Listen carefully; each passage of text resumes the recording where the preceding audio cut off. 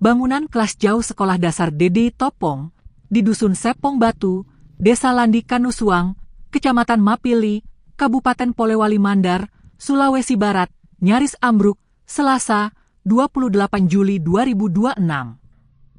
Kelas jauh ini berjarak sekitar 15 km dari sekolah induk di Dusun Topong. Bangunan kelas ini berukuran sekitar 3x 5 meter dan terbagi menjadi 2 ruangan. Namun, satu ruangan sudah tidak lagi digunakan karena kondisinya rusak parah. Sementara satu ruangan lainnya masih dimanfaatkan untuk proses belajar mengajar. Tiang dan dinding bangunan terbuat dari kayu, sedangkan bagian atap menggunakan seng. Lantai ruangan masih berupa tanah dan kerap becek saat musim hujan. Sejumlah bagian dinding dan tiang juga telah rusak hingga terlepas karena papan serta balok kayu lapuk dimakan usia. Kondisi bangunan yang memprihatinkan itu membuat murid terpaksa belajar di ruangan yang jauh dari kata layak. Bukan hanya itu, fasilitas pembelajaran di sekolah tersebut juga sangat terbatas.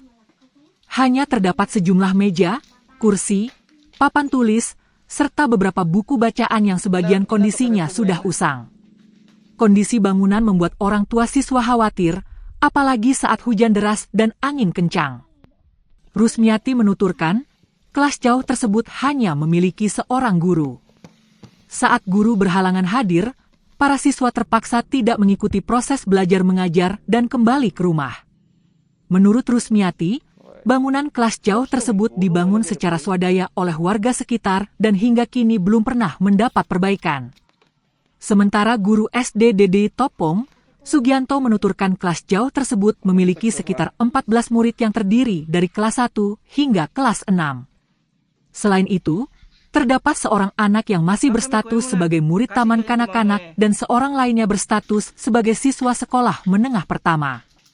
Sugianto menuturkan, bangunan kelas jauh tersebut dibangun dengan difasilitasi warga sekitar pada 2012 lalu. Pembangunan itu dilakukan agar anak-anak di wilayah tersebut tetap dapat mengenyam pendidikan.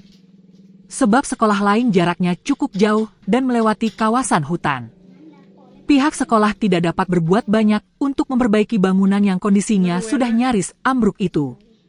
Sementara bantuan yang diharapkan dari pemerintah terkendala status sekolah yang merupakan sekolah swasta.